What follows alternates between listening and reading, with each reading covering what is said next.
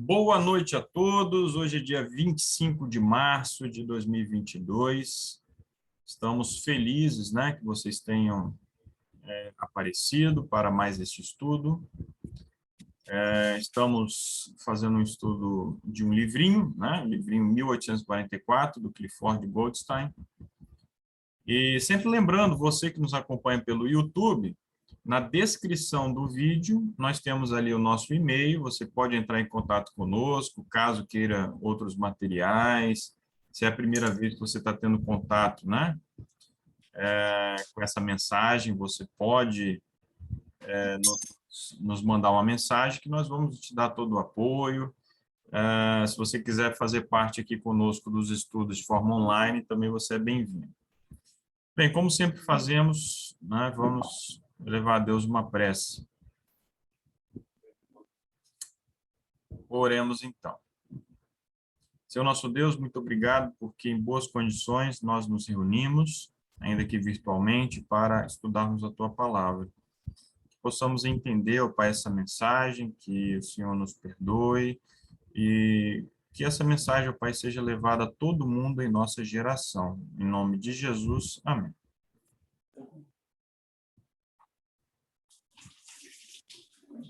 Muito bem.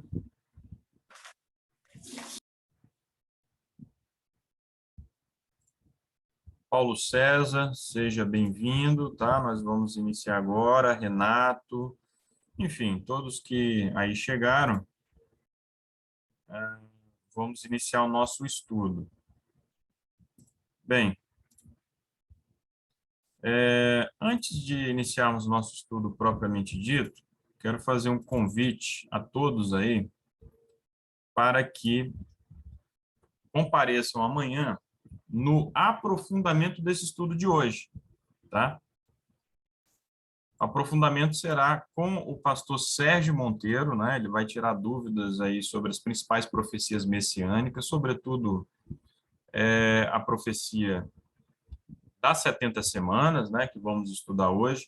Ele estará junto com o pastor Rogel. O pastor Rogel vai chegar mais para o finalzinho, né? Inicialmente, o nosso combinado é que o pastor Rogel estaria conosco, né? Só que o pastor Rogel teve lá alguns imprevistos e aí o pastor Sérgio Monteiro, então, se dispôs a nos ajudar, né, tirar dúvidas. Ele é um pastor que tem desenvolvido aí vários estudos nesse campo, trabalha com a comunidade judaica. Então, fica o convite, você que está na nossa linha de transmissão, né, no WhatsApp, por favor, compartilhe para que mais irmãos, então, compareçam amanhã, dia 26 de março, às 18h30, ok? Ele vai estar conosco até aproximadamente aí, às 8 horas da noite, tá certo? Eu vou pedir à Gisele que coloque aí o meu número no chat.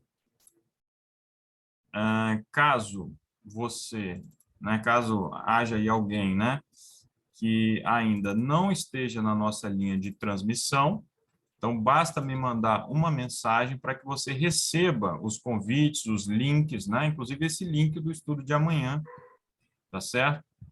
Amanhã, então, nós iremos compartilhar. Amanhã à tarde a gente já envia, então, o link do Zoom, para que você esteja nessa reunião conosco, ok? E no outro sábado, pessoal, aproveitando aí o ensejo, tá? No outro sábado nós teremos uma outra live, essa tem um perfil mais solidário, tá? Essa live aí será com o pastor Daniel Lessa, é o pastor que coordena o trabalho da ADRA lá em Roraima. Acolhe os refugiados venezuelanos, então ele vai falar um pouco sobre a situação atual e o que podemos fazer para ajudar esses nossos irmãos, né? Então, desde já, fica esse convite também, ok? Bem, estão todos aí visualizando a tela normalmente, abrimos aqui o nosso estudo de hoje, simplificando 1844, é a primeira sessão ainda do livrinho, né? Capítulo 6. Vocês estão visualizando? Pode me dar um retorno se estão visualizando a passagem dos slides? Sim, dá para ver. Perfeito, ok. Então é isso. Esse daqui é o livrinho, tá certo? Que nós temos estudado já há algumas semanas, né? E recapitulando o que nós já vimos até aqui, né? O autor é extremamente didático, né? Uma leitura fácil, agradável. Caso alguém ainda não tenha lido esse livro, fica esse convite, ok? E se você não possui o livro, entre em contato conosco que a gente também providencia uma forma aí de você ter o livro. Bem, Daniel capítulo 2 traz ali o sonho de Nabucodonosor, né? Que Deus revela a Daniel, que o rei havia se esquecido do sonho, enfim.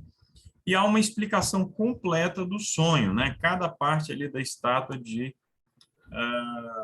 sonho de Nabucodonosor. Em Daniel capítulo 7, nós temos ali os 4 animais, aparece também ali o chifre pequeno, né, pela primeira vez, toda aquela coisa. E há ali uma explicação completa também da visão. Em Daniel 8, que nós estudamos na semana passada, se você perdeu esse estudo, está no nosso canal no YouTube, canal do Projeto Pomone, né?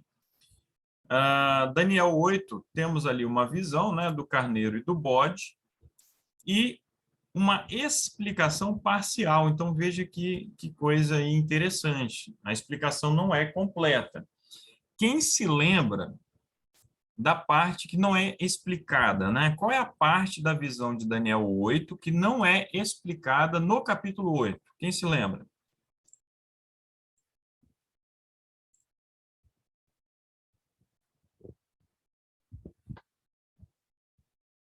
Ninguém se lembra ou vocês estão com vergonha, hein?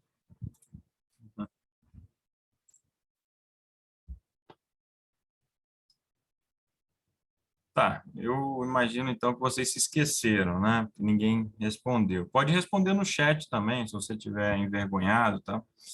Pessoal, é a parte das 2.300 tardes e manhãs, né?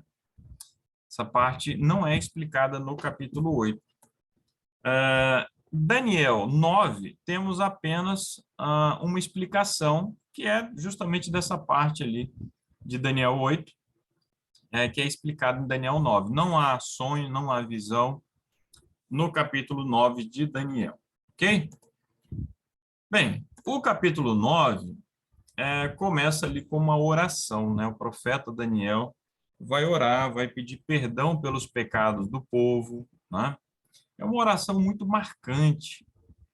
E enquanto Daniel ainda estava orando, o que acontece? Quem aparece para responder ali a oração de Daniel?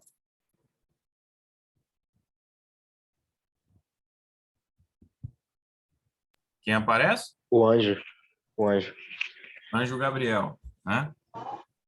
Então, é interessante que ele fala, né? Que ele, assim que Daniel começou a orar, ele recebe então a ordem para ir responder a Daniel. E Daniel era muito amado, né? Então, é uma parte muito bonita, né? Mostra ali o cuidado de Deus para com seu povo, especialmente os profetas. Bem, então, o que nós teremos a seguir? Nós teremos ali a explicação da visão, né? E é importante termos em mente aí o hebraico, né? O idioma original em que Daniel 8 foi escrito, né? E Daniel 9 também. Visão, em hebraico, é azon, né? Nós temos isso em Daniel 8 em 2, 8 versos 1 e 2, e toda a visão do capítulo 8. Então, a palavra hebraica para visão é azon. Bem, referindo-se aos 2.300 dias, né? Aqui a gente está simplificando, tá? As 2.300 tardes e manhãs, né? Isso corresponde a 2.300 dias. Maré é a palavra usada para visão. Então, é uma outra palavra para visão. Na língua portuguesa, nós só temos visão, né? Agora, no hebraico, temos palavras aí diferentes, né? Maré vem do radical ra, que significa ver, ok? Gabriel aparece especificamente para explicar os 2.300 dias, né? Porque quando o Gabriel aparece ali no capítulo 9, ele se refere a maré, né? A mesma palavra utilizada ali para os 2.300 dias, a visão dos 2.300 dias, né? Então, nós temos Daniel 8,14, é sempre bom lembrar, né? Ele me disse, até 2.300 dias, então o santuário será purificado, ou 2.300 tardes e manhãs, e o santuário será purificado, né? Bem, o primeiro passo nesse nosso estudo de hoje é entender de forma cabal, de forma clara, o princípio do dia-ano, né? O que significa dia em profecia? Nós entendemos que um dia em profecia equivale a um ano, certo? Quais são elementos que nós temos aí para sustentar isso? Bem, nós vimos lá em Daniel 2, que é a base das profecias que vem a seguir, que a profecia cobre toda a história, né? Desde lá do Império Neobabilônico até a volta de Jesus. E os capítulos seguintes vão repetir e ampliar, então, o que foi revelado em Daniel capítulo 2. Então, o próprio livro de Daniel, a própria base, que é Daniel 2, estabelece o princípio do historicismo. Então, nós entendemos que as profecias se cumprem ao longo da história, ao longo ali da linha do tempo, né? Do passado, né? Passando aqui pelo presente até o futuro. Então, é mais coerente nós entendermos que, quando a profecia fala de dias, de tempos, enfim, está se referindo a anos, né? Porque a natureza de alguns elementos presentes na profecia confirmam esse princípio, certo? Se você considerar os 2.300 dias como literais, isso vai equivaler apenas a alguns anos. Não vai alcançar a amplitude da profecia. Nós temos ali todo um contexto cheio de simbolismo. Então, por que que os 2.300 dias, ou tempo, tempos e metade de um tempo, seriam literais? É de se questionar, né? A natureza simbólica dos períodos é um outro elemento, né? A natureza simbólica das expressões, né? Imagine que Deus, né, estivesse ali com a intenção de se referir a um período literal. Teria sido muito mais lógico usar uma linguagem literal. Olha, daqui a alguns anos vai acontecer isso, vai acontecer aquilo. Se a linguagem é simbólica, é porque não são dias literais, entende? Não faz sentido. Ao invés de falar em tempo, tempos e metade de um tempo, ou 2.300 tardes e manhãs, falaria, olha, daqui a tantos anos vai acontecer isso, o santuário vai ser purificado. Seria uma coisa muito mais lógica, faria muito mais sentido, entende? E nós temos alguns textos também na Bíblia, né? No livro de Números, livro de Ezequiel, em que há ali uma alusão, né? Por exemplo, os espias, né? Os espias ficaram lá 40 dias em Canaã, então, como o povo pecou, Deus falou, olha, para cada dia um ano, né? Vocês vão peregrinar pelo deserto aí, no total 40 anos, só depois vão entrar em Canaã. Ezequiel também traz esse princípio, né, na profecia do dia-ano. Enfim, temos aí algumas passagens para sustentar. Mas o principal argumento é esse daqui, é um argumento interno. A própria natureza das profecias, da linguagem que é usada ali, né, em Daniel capítulo 7, capítulo 8, tudo isso nos leva a entender que estamos perante um período longo de tempo. Então, o dia só pode se referir a ano, tá? Um dia, um ano, ok? Daniel 9, 24, nós temos ali a explicação, né? 70 semanas são determinadas sobre o teu povo e sobre a tua santa cidade para terminar a transgressão e pôr um fim nos pecados e fazer reconciliação por causa da iniquidade, trazer a justiça eterna, selar a visão e a profecia para ungir o Santíssimo. Repare bem nessa palavra aqui, determinadas, né? O que acontece? Dos 2.300 dias, o anjo Gabriel vai chamar atenção para um período inicial de 70 semanas, né? 7 vezes 7, 490 anos. Bem, o que significa a palavra determinadas, né? Ela vem do hebraico shatak. E a única vez que ocorre na Bíblia é ali, né? Em Daniel 9, 24. Então, nós ficamos assim, sem um outro texto bíblico para fazer uma comparação, para ter uma certeza ali sobre o significado dessa palavra. Sempre paira ali uma certa dúvida, né? Bem, os críticos da interpretação adventista dizem que nós interpretamos aí erroneamente essa palavra. Porém, será que nós podemos sustentar que a palavra shatak, ao invés de determinadas, ela significa outra coisa, né? Qual é o outro significado que nós damos a essa palavra, né? Uma outra tradução, né, que nós nos apoiamos aí.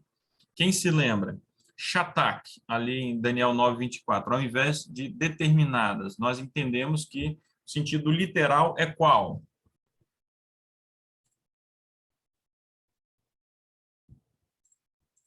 Shatak.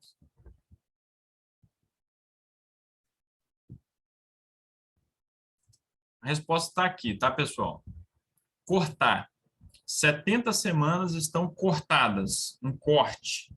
Né? Você tem a linha do tempo maior, de 2.300 anos, mas você faz um corte, né, para fins didáticos até, né, para a gente entender os acontecimentos ali dos primeiros 490 anos. Nós temos ali um respaldo na Mishnah, né? O hebraico da Mishnah não é propriamente o mesmo hebraico do livro de Daniel, mas é muito próximo. E de 12 vezes que o verbo shatak é usado na Mishnah, 10 vezes se referem a cortar, certo? Além disso, existem outros textos, obras ali de eruditos, né, que sustentam que shatak pode ser melhor traduzida como cortar. Então, nós concluímos que a tradução mais adequada para a palavra shatak é cortar. 70 semanas estão cortadas, separadas. Vamos entender o que se passam aí nessas 70 semanas, né, iniciais dos 2.300 dias. Bem, o autor lembra o seguinte, objeções aí que são levantadas, né, a nossa interpretação, que é o seguinte, tudo bem, ainda que tenhamos 490 anos cortados, né? De onde são tirados esses 490 anos? Né? Do início, do final dos 2.300 dias? Ora, nós sabemos perfeitamente que o sentido, analisando a história, né, o que já se cumpriu sobre a história do povo judeu, enfim, só faz sentido se essas 70 semanas forem do período inicial, né? E vamos lá. Essas 70 semanas, elas são subdivididas ainda no texto bíblico. Então, recapitulando, temos 2.300 anos, 2.300 tardes e manhãs. Aí o anjo separa 70 semanas e agora essas 70 semanas serão fatiadas para que nós possamos entender o que se passa dentro das 70 semanas, né?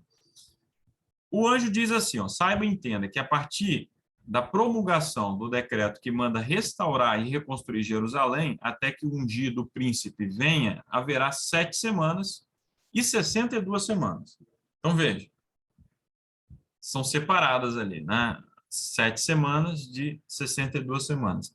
O que são essas 7 semanas? Né? Período de 49 anos, né? 7 vezes 7, 49, né? Bem, nós entendemos que, então, temos o período inicial dos 2.300 dias, né? Os 490 anos, e as 7 semanas iniciais vão do decreto ali para restaurar Jerusalém, né? O decreto de 457 a.C., né? Existem estudos aí astronômicos, enfim, que dão respaldo a essa data, uma vez que falta ali uma documentação textual, né, explícita em relação a essa data, existem estudos aí do campo da astronomia que vão aí dar respaldo para que a data aí do decreto de restauração de Jerusalém seja, então, o ano de 457. Essa é a data inicial dos 2.300 anos e das 70 semanas. E o anjo chama a atenção para as sete primeiras semanas, os 49 primeiros anos. Antes de Cristo, né, as datas estão em ordem decrescente, elas vão caindo, da maior para a menor, tá bom? Então vamos lá, passam-se 49 anos e chegamos à restauração de Jerusalém, né? Restauração propriamente dita de Jerusalém, né? Se completa ali no ano 408, certo? Então, essa profecia aí, né, se cumpriu ali nos tempos de Esdras, né, Neemias, a restauração ali de Jerusalém. Ok. Aí nós temos a seguir 62 semanas, né? Durante 62 semanas, aqui é a tradução da Bíblia de Jerusalém, tá bom? O slide anterior eu usei a nova versão internacional. Bem, durante 62 semanas serão novamente restauradas, reconstruídas praças e muralhas, embora em tempos calamitosos. Essa é a parte final de Daniel 9:25, ok? Se você multiplicar 62 vezes 7, você vai chegar a 434 anos. Então, nós chegamos ali ao período seguinte, dentro das 70 semanas. Ok? Primeiro, 7 semanas, depois 62 semanas. Então, aí nós vamos da restauração de Jerusalém ali, né, que se dá em tempos difíceis, com muita oposição. Você pode depois ler o livro de Neemias, né, Esdras, enfim. Se dá a restauração de Jerusalém. E os 434 anos seguintes vão cair lá no ano 27 depois de Cristo, né? Ano do batismo de Jesus. Ok? Jesus vai começar o seu ministério nesse período aqui. Então, nós temos a referência ao ungido, né? Ungido no hebraico é Mashiach. No grego, Christos. Por isso, Jesus Cristo, né? Ele é ungido aqui da profecia das 70 semanas, né? Essa profecia se cumpre nele, né? Aponta para ele. Ele é a parte central dessa profecia, a principal profecia messiânica da Bíblia, né? Bem, aí... Inclusive, professor, tem aquela questão dos judeus contestarem bastante as traduções da Bíblia, por meio que dar uma forçada para o lado cristão. Essa aí é a que é mais forte, que, tipo, não tem como contestar, né? Não tem. Exatamente coincide com a data que Jesus nasceu, foi batizado, foi batizado e da morte dele. E da morte dele, exatamente. Então é aí que a gente entende que existe uma maldição rabínica, né? Os rabinos são os líderes dos judeus, tá? Existe uma maldição rabínica lá no Talmud para aquele que resolver calcular 70 semanas, né?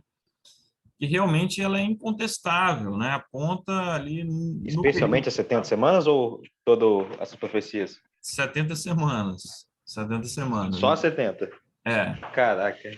A maldição rabínica. Então, é um tabu, assim, é algo que os judeus não estudam, né? Assim, evitam tratar disso aí, né? Estudam muito a Torá, estudam outras profecias, mas essa especificamente é evitada. Então, o que acontece na 70ª semana? Né? Nós temos 70 semanas iniciais, na 70ª semana, o que vai acontecer? Depois das 62 semanas, o ungido será morto. Então, depois que se passam as 62 semanas, nós temos ali a última semana, 70ª semana, e o ungido é morto na metade dessa semana. Né? Por quê? 3 anos e meio se passam. O ministério de Cristo teve 3 anos e meio. Então, do ano 27 ao ano 31, nós chegamos, então, à data da execução de Jesus. E aí é dito o seguinte: com muitos ele fará uma aliança que durará uma semana.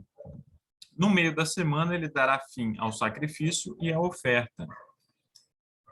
Como que se deu fim ali ao sacrifício e à oferta? Bem, primeiro, né, o ungido, né, ano 27 depois de Cristo, o batismo de Jesus, né? Acontece lá toda aquela teofania, né? O Espírito Santo desce sobre ele, tem a voz do céu, aqui está meu filho amado, em quem me comprazo, tá certo? E no ano 31, o fim ao sacrifício e à oferta, certo? Lembram do texto falando que o véu se rasgou de alto a baixo? Cumprimento da profecia aí das 70 semanas.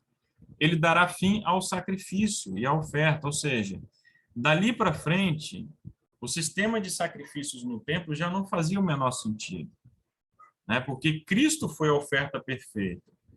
Então, depois do ano 31, já não é necessário sacrificar animais, não é necessário ali o sistema ali do santuário, do tabernáculo, né?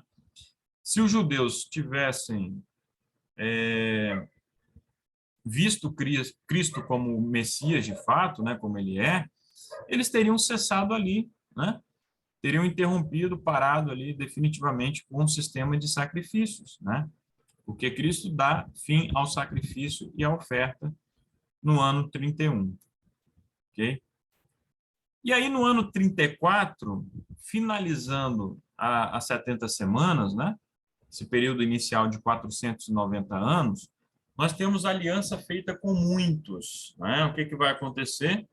O apedrejamento de Estevão. Estevão será apedrejado no ano 34, e a partir dali, dessa data para frente, né, o evangelho é pregado de forma ampla aos gentios, né? Porque até então o evangelho era pregado ali aos judeus, né? Estavam ali os discípulos, os apóstolos pregando para os judeus, mas daí para frente a aliança é feita com muitos, ou seja, o povo de Israel perde o status de uma nação privilegiada, né, no ano 34.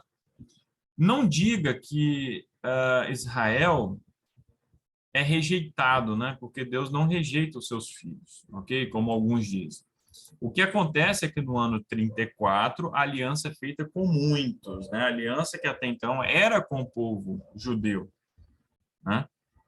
Jesus disse durante o ministério dele, por quê? Ainda não tinha terminado aqui o período dos judeus, né? Então Jesus disse ali o seguinte: olha, eu vim para as ovelhas perdidas da casa de Israel, tá? Jesus veio para eles. Se eles tivessem visto Jesus como Messias, tivessem aceito ali Jesus como Messias, Israel continuaria como uma nação especial com a missão de levar a luz ao mundo, né? Mas não apenas sacrificaram Jesus, mas como 3 anos e meio depois, culminando no ano 34, apedrejaram Estevão e ali sim perdem definitivamente o status de uma nação privilegiada, uma nação que tinha essa relação especial com o Deus Jeová, e a aliança é feita com muitos. Inclusive, professor, Jesus ele chega até a hesitar em curar uma não judia, né? Sim. Naquela história lá da mulher cananeia, que ela teve que mostrar uma fé tremenda para Jesus começar a cogitar para curar ela. Ele chega até a dizer que não veio para os gentios, né? Exatamente. Aí só depois que viria a chegar depois do apedrejamento de Estevão, né? Exatamente. Inclusive, esse é um dos... Justamente por os judeus não aceitarem a Jesus, eles não acreditarem que são a nação escolhida, né? E esse é um dos motivos que o Hitler falava que era impossível manter os judeus na Alemanha. Afinal, isso era incondizente com a mentalidade socialista, né? Vocês acham que são superiores? Como é que eles vão ver entre nós? Sim, sim. Pois é.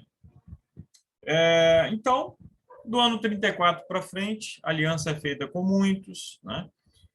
Os judeus continuam tendo oportunidade de salvação, né? Como qualquer indivíduo, qualquer povo pelo mundo, né? Eles individualmente, né? Sempre tiveram oportunidade de salvação, não perdem essa oportunidade no ano 34. A única coisa que acontece é que Israel deixa de ser uma nação exclusiva, ali um povo sacerdotal, por assim dizer. A aliança é feita com muitos, tá certo? Bem, então nós temos aqui as 70 semanas completas, né? Espero que todos tenham compreendido. Começam aqui no ano 457, né, antes de Cristo, e vão terminar no ano 34 depois de Cristo. Nós temos todos esses acontecimentos aqui dentro do período das 70 semanas. Temos 7 semanas e 62 semanas, e, finalmente, a última semana, né, que no meio dela, então, morre o ungido, né, o príncipe, tá certo? O Messias. Bem,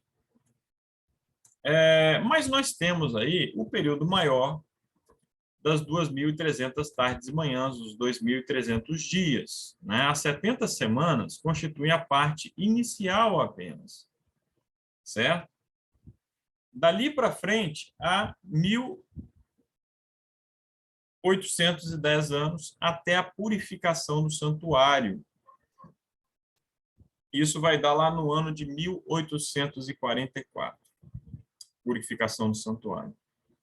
Bem, nós sabemos que William Miller, né, aqui no Brasil conhecido como Guilherme Miller, a partir do ano de 1831, começou a estudar profundamente as escrituras e concluiu que essa purificação do santuário seria a volta de Cristo à Terra, né? Mas, depois do desapontamento, um grupo pequeno continuou estudando e concluíram que, na verdade, se tratava da purificação do santuário celestial, né? Existe um santuário no céu e ele, então, foi purificado no ano de 1844. No estudo passado, nós vimos que o dia da expiação, o dia do perdão, a intercessão do sumo sacerdote lá no lugar santíssimo, isso aí e a purificação do santuário constituem a mesma coisa, né? O mesmo evento, se dava no mesmo dia lá entre os judeus, e no santuário celestial não é diferente, ok? Ocorreu ali a passagem de Jesus do Santo para o Santíssimo, ele como nosso sumo sacerdote, e na mesma ocasião a purificação do santuário celestial, ok? Então, aqui lembrando mais uma vez, né, até 2.300 tardes e manhãs, e o santuário será purificado. Temos aí a maior profecia messiânica da Bíblia, né? A profecia messiânica mais poderosa da Bíblia. Ali realmente não há como discutir, né, que aponta realmente para Jesus, ok? Então, mais uma vez lembrando, e ele confirmará o pacto com muitos por uma semana, e no meio da semana ele fará cessar o sacrifício e a oblação, e pela disseminação das abominações ele a desolará até a consumação, e aquilo determinado será derramado sobre o desolado.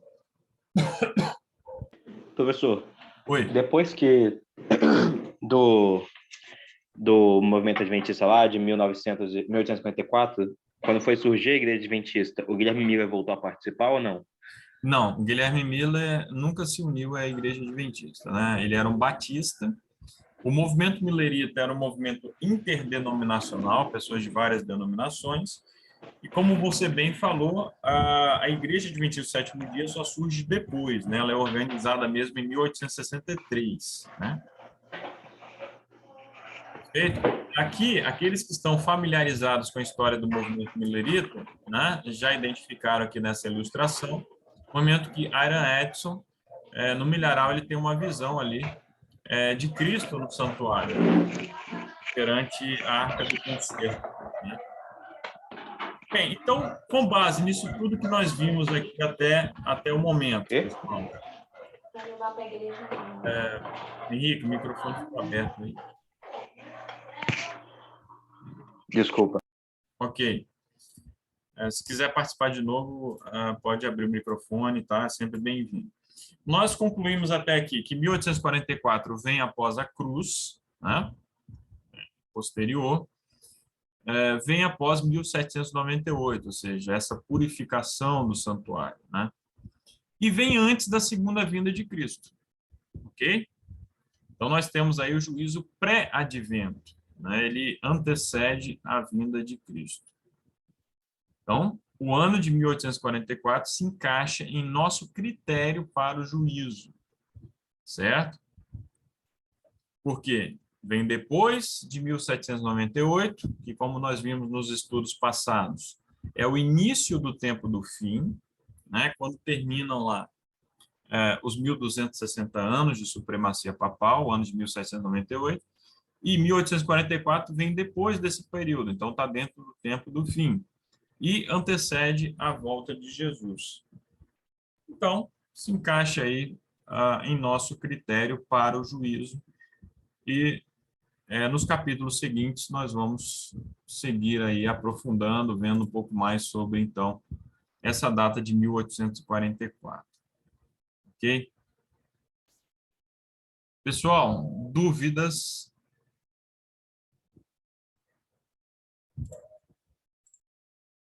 Alguma contribuição, um comentário?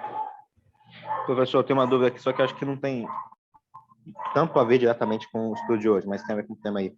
Que é aquela passagem de Hebreus que Paulo fala sobre que Jesus já é nosso sumo sacerdote.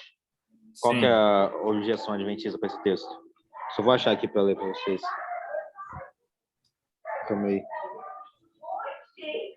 Bem, Se já quiser ir dando explicação. veio o texto certinho, que Hebreus fala bastante, né, do ministério sacerdotal de Cristo.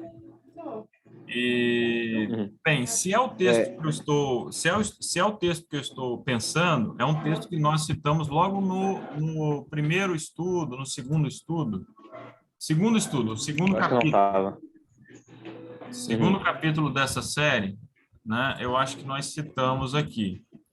É isso aqui, ó, Hebreus 6, verso 19 e 20.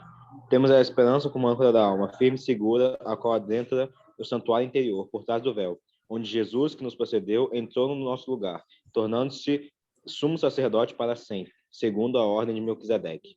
Aí fala que Jesus já é nosso sumo sacerdote. Ele já está no Santíssimo. Hebreus 6, verso 19 e 20. Tá, porque no capítulo 2 do livrinho 1844, nós vimos sobre algumas passagens dessas, inclusive uma de Hebreus 10:30, né? Portanto, dizendo lá, o Senhor julgará o seu povo, né? E lembrando que Hebreus foi escrito décadas depois da morte de Jesus. E ainda assim, o autor de Hebreus coloca o julgamento do povo no futuro. Ou seja, bem anos depois da ascensão de Jesus, Jesus já tinha subido ao céu, né, lá ao santuário celestial, e ainda assim o texto está jogando para o futuro. O Senhor julgará o seu povo, né? Romanos, no dia em que Deus julgar Está o mundo. falando do último dia? Quando for ter o julgamento dos bons, os que vão ser salvos, que vão estar perdidos? Nesse estudo, né, depois vale a pena voltar nesse estudo aí, capítulo 2 do livrinho 1844, nós vimos que esse julgamento, né, do qual a Bíblia aí fala, né, enfim, é um julgamento anterior à volta de Jesus.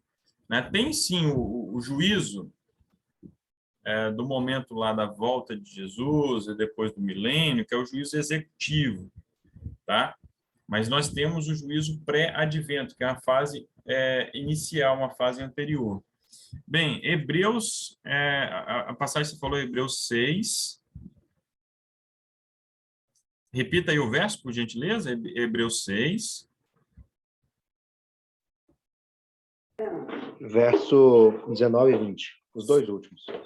19 e 20, né? Esperança é essa que temos como âncora da alma, segura e firme, que penetra até o interior do véu, onde o precursor entrou por nós, o próprio Jesus, feito sumo sacerdote para sempre, segundo a ordem de Melquisedeque. Né? Então, o que acontece? Nós temos aí o nosso sumo sacerdote, Jesus, né? E aí, o que acontece? Esse texto, o Henrique, ele não diz, né? Ele não aponta ali, né? Para a entrada no lugar santíssimo por ocasião da ascensão de Jesus. Entende? Ou seja, Jesus é a âncora da alma, né? Aí é dito aí que ele entrou por nós, enfim. mas não aponta ali o lugar santíssimo e nem o que seja necessariamente no momento lá da ascensão dele aos céus.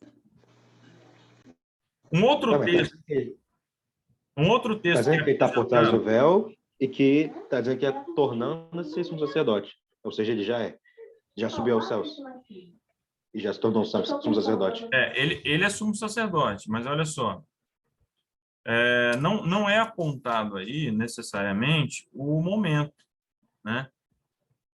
Ele é feito sacerdote, sumo sacerdote para sempre, né? Segundo a ordem de Melquisedeque. Olha só, um outro texto que também costuma ser apresentado, salvo engano, é Hebreus 9. Hebreus 9. Deixa eu ver aqui o verso exatamente. Hebreus 9 é um texto que vai aprofundar, né, o papel de Jesus ali como sumo sacerdote, né? Olha, Hebreus 9, lá o verso 25, diz assim: nem também para se oferecer com frequência, como sumo sacerdote, entrava no lugar santo de ano em ano com sangue alheio. Não é exatamente esse texto aqui, não. Mas tem um texto desses que as traduções aí normalmente traduzem como ele tendo entrado no lugar santíssimo, sim, tá? Por volta aqui de Hebreus 9, né? Hebreus 9 ou 8, enfim. Mas que, por exemplo, a tradução aqui da Bíblia de King James, tá? Diz claramente que é o lugar santo, tá? Que ele entrou. Está falando que o erro é da tradução. Possivelmente. Ok? Então, nós temos, Hebreus 9, começando lá o capítulo, né? Ora, verdadeiramente, o primeiro pacto tinha também ordenanças e um santuário terrestre. Capítulo 2. Porque um tabernáculo foi preparado, o primeiro no qual estava o candeeiro, a mesa e os pães da proposição, esse é chamado de o santuário. E depois do segundo véu vinha o tabernáculo, chamado Santo dos Santos, né? Então, ele vai descrevendo ali e vai aplicando a Jesus, né? Qual capítulo esse? Capítulo 9 é um capítulo que aprofunda, né, o papel de Jesus ali como sumo sacerdote, aponta ali para o santuário celestial, bastante, né? Bem, o Elda, Que verso? a partir dos primeiros versos, capítulo 9. Wanderlei, a Elda está nos ouvindo aí? Acho que não, né? Bem, eu lembro que a gente conversou uma vez. Ô, Elda, você se lembra desse texto de Hebreus, quando aponta lá que ele teria entrado no lugar santíssimo, e aqui a gente viu aqui na Bíblia King James, que na verdade é lugar santo, que ele entrou? Ô, Rafael, pega minha Bíblia, eu estava lá no carro, na realidade. Na minha Bíblia, se eu não me engano, Hebreus 9, ou 25, ou 12, por ali. Só se você pegar minha Bíblia aqui, eu já te respondo. Uhum. Não entendi nada. Tá, não, a Elda estava tentando lembrar também o verso especificamente, tá, o Henrique, que algumas traduções trazem como lugar santíssimo, mas na verdade uma tradução, uma boa tradução aqui, como essa daqui da Bíblia King James, diz claramente que é o lugar santo. Naquele canal Adventismo Vivo, eles têm um estudo sobre isso, em que, na realidade, a palavra foi trocada, mas ela é né? Na realidade, não é parte. Está duplicada aí, Elda, não está dando para te entender.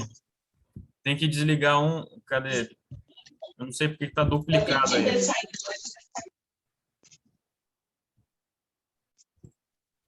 Acho que agora vai melhorar. Você quer o mesmo ou você consegue? Quero que você saia do meio. Fala. Pode falar, Elda. Acho que agora melhorou. Melhorou, né? Uhum. Então, no Hebreus 9, 12, ele diz assim: não por meio de sangue de bodes e novilhos, mas pelo seu próprio sangue, ele entrou no Santo dos Santos. Essa tradução ela está errada. Isso. Na O que realidade, diz aqui? no original, ela diz que ele entrou no santo, no lugar santo, é assim que ele fala. Isso aí, é o que é dito aqui na Bíblia King James, né? Entrou uma vez por todas no santo lugar, né? Tendo obtido eterna redenção para nós, Hebreus 9:12. Né? Então, é importante a gente sempre ter em mente ali o texto original, né? Recorrer a comentários, concordâncias, outras traduções, né? Na minha Bíblia, que é a Bíblia assim, feita por adventistas mesmo, está escrito que, como ela disse, por trás do véu havia a parte chamada lugar santíssimo. Aí tem a nota dizendo que do grego seria Santo dos Santos. Tem que checar isso aí direitinho. Você está falando a Bíblia Andrews, ou Henrique? Bíblia Andrews? Não. É uma bem ruinzinha aqui. Inclusive, eu preciso de uma Bíblia nova. A tradução aqui é horrível, porque... toda moderna. Então, porque olha só, tem que ver que nota é essa daí. Nós temos a Bíblia Andrews, mas não é uma tradução adventista, tá? É importante a gente lembrar isso. Segue ali a João Ferreira de Almeida. O que acontece apenas são as notas que são dos teólogos de Andrews, tá? A minha é a nova versão internacional. Deixa eu dar uma olhada. A nova versão internacional, ela distorce um pouco algumas coisas, né? No Adventismo Vivo, eles fizeram uma série com 5 episódios explicando cada detalhe, cada palavra, como é a tradução correta desses textos de Hebreus, e mostrando que Jesus ele não entrou no Santíssimo, ele entrou no Santo, no lugar santo. Não no Santíssimo, no lugar santo dos santos. Pois é. Aqui a Bíblia Andrews, como eu falei para vocês, né? O que ela traz aqui, né? Deixa eu ver se ela traz algum comentário aqui do verso 9 e 12 aí, né? Capítulo 9, verso 12. Bem. Santo dos Santos, mais precisamente traduzido por o Santo ou os Santos, referindo-se a todo o santuário, não uma parte dele. Enfim. Então, segundo aqui esse comentário aqui da Bíblia Andrews, quer dizer simplesmente que Cristo entrou no santuário. Né? Ele entrou no santuário e, como a gente sabe, o sacerdote entrando no santuário, ele entrava no lugar santo, que é o primeiro compartimento, né? O Santíssimo é posterior, né? É uma outra parte lá dentro do santuário. Mas amanhã... Eu acabei de perceber aqui que eu estava lendo... A gente está falando de versos diferentes. Eu só entendi agora que você está falando do 12. Estou falando do verso 2. Está dizendo a mesma coisa no 2 aí? O 2 ele faz só a introdução. O 2 é a introdução. Não, mas ele fala... Foi levantar um tabernáculo, no bairro da frente, chamado Lugar Santo. Não, eu viajei aqui. Nada a ver. Só falando sobre... Eu estava lendo, assim, procurando o verso, né? Porque eu não estava me lembrando exatamente do verso, é o verso 12. Mas, de qualquer modo... Mas você não responde o texto que eu perguntei. Se a mulher aí que falou da cela puder mandar para o senhor aí, você me manda? Sim, a gente compartilha esses estudos, né? Eles, com certeza, eles se aprofundaram muito mais, né? Eles desenvolveram esse estudo aí de Hebreus, né? Porque ele envolve o grego também, a gente compartilha, sem dúvida, né? Mas analisando contextualmente aí, o Henrique, aquele texto primeiro que você apresentou, Hebreus 6, né? Ele não está dizendo necessariamente, né, diz que ele entrou, porque muitas vezes ali no grego, o que acontece? É uma forma muitas vezes retórica de coloca no passado, porque às vezes o autor bíblico ele se projeta também para o futuro. Né? Então é como se ele estivesse assim, levando a mente das pessoas para o momento lá da volta de Jesus, para depois ele fala, olha, ele entrou, né? Apontando ali para o passado, mas não necessariamente querendo dizer que Jesus tinha entrado logo depois que ele ascendeu aos céus, entende? Tá, então eu vou ter que ler o capítulo para ver se ele não está falando tipo, no futuro. Ok. Sim. A gente precisa analisar bem isso daí com bastante calma, mas vamos buscar esses estudos aí do canal Adventismo Vivo, né? Rafael, uma palavra, Rafael, no original, no grego, o que significava o lugar santo né, que é tarraguia. Os santos, ou lugares santos, é todos eles. Não, era, o santuário era a tarraguia. Não queria dizer isso, que isso era santíssimo, entendeu? Uhum. Na minha versão, que é da João Ferreira de Almeida, revista e corrigida, só fala santuário. Não fala Santo dos Santos. Qual E texto eu tô nem falando? Adventista. Olha aqui, ô Henrique. Henrique, deixa eu trazer uma informação para você que eu tinha pensado antes, mas eu estava assim, com um pouco de receio até de falar bobagem, que é o seguinte. Fala aí no capítulo 6, verso 20, do véu. O que eu tinha pensado no início? Quando você entrava no santuário, você passava por um véu, porque o santuário não ficava escancarado, entendeu? Tinha um véu para você entrar no lugar santo. E o comentário aqui de Andrews, ele traz isso. Ele fala, olha, além do véu, né? O 6,19. Hebreus 6,19 fala além do véu. Quer a alusão seja ao véu na entrada do santuário, quer seja ao véu que separava o lugar santo dos santos, a ideia é que não existem mais barreiras até o santuário celestial, né? Mas eu pensei justamente nisso, né? Do véu ali na entrada do santuário, que havia o véu, realmente, não ficava aberto, né? Não tinha uma porta, era véu, né? Então, para entrar no santuário, o sacerdote passava por um véu e ele entrava no lugar santo, né? Não, mas antes dessa vírgula aí, tá dizendo no santuário interior por trás do véu. Não só por trás do véu. O santuário interior, imagina que esteja se referindo não ao... Tipo, porque tinha um pátio, mas eles chamavam de pátio, não de interior do templo.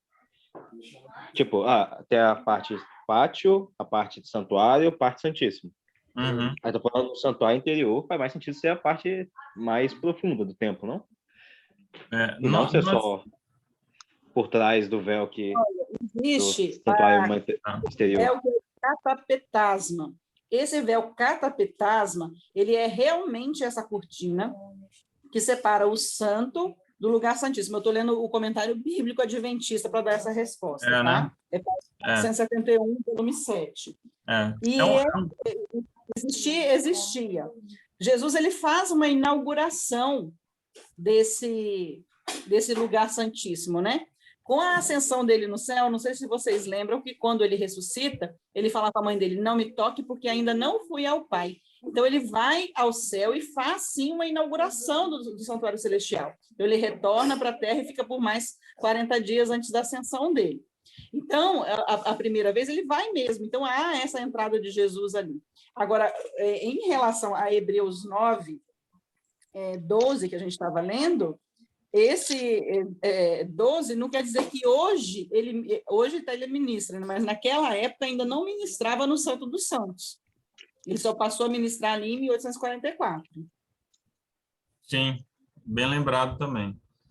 Enfim, né, é um estudo que também vale a pena aí uma série, né? A gente concluiu aí a lição esse trimestre, mas vale a pena a gente voltar e aprofundar, né? Mais aí Hebreus, né? E amanhã, com certeza, a gente vai poder tirar, né, mais dúvidas aí com o pastor Sérgio Monteiro, né? Ele certamente tem um conhecimento mais profundo aí dos originais e vai poder complementar todas essas informações que a gente está trazendo aí, né? Mas, de qualquer modo, muito obrigado aí, Henrique, né? Vale a pena a gente ter um olhar aí acurado aí nessas passagens, né? Para aqueles que nos acompanham pelo YouTube, eu vou compartilhar o link dessa série aí do canal Adventismo Vivo também na descrição. É um trabalho muito bom que o irmão Tiago Elker faz lá. Então, para aqueles que quiserem, então, na descrição do vídeo a gente vai colocar um link também para vocês poderem acompanhar lá no canal dele, né, todo esse estudo aí de Hebreus, né, que a Elda aí indicou. Então, iremos disponibilizar. Tá certo? Bem, mais algum comentário, irmãos? Mais alguma colocação para nós fecharmos? Não se esqueçam, amanhã é à noite, tá? Às 18h30, ok? Às 18h30. Seria inicialmente 16 horas, mas tivemos que adiar aí para 18h30.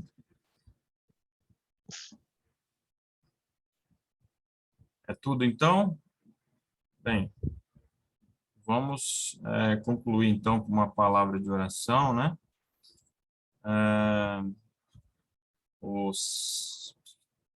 Aqui a pessoa aqui, mas ela falou que não está muito legal e tal, então deixa pedir outra pessoa aqui. O Eva, está nos ouvindo, Eva? Acho que não. Gisele? Estou. Oremos. Oremos. Grandioso Deus, nosso Pai que estás no céu, queremos te agradecer e bendizer pelo estudo que tivemos. Pedimos, ó Deus, que todas as dúvidas, as interrogações que venham aparecer, que elas possam ser sanadas, que o teu Santo Espírito possa nos iluminar, nos dar inteligência e discernimento para que possamos compreender, segundo a tua vontade. Abençoa cada um que esteve neste estudo, permita que essas palavras possam ser guardadas em nosso coração e que no momento oportuno nós possamos sempre nos lembrar. Fica conosco no restante desse santo sábado, nós te agradecemos e bendizemos assim em nome do teu Filho Jesus. Amém. Amém.